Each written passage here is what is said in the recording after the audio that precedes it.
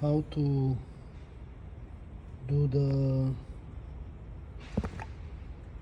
turbocharge bypass valve. So you first have to strap it,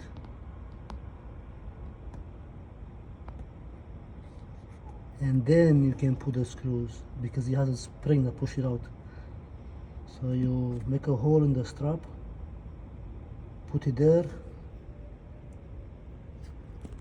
with one hand hold it in place, and with the other hand you pull this one until it gets all the way strapped, and then you add the screws. I already add one, or add the other two also. But if you do it with one hand and you're trying to hold it like this, and you with fingers trying to put the screws without a strap, you're gonna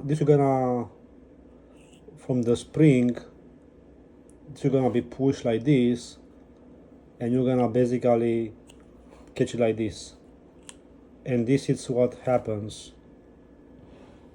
when you do that. It's not gonna work. You see? It's not gonna be sealed. There's not gonna be any vacuum or anything. You're gonna have a code P2261 or something like that.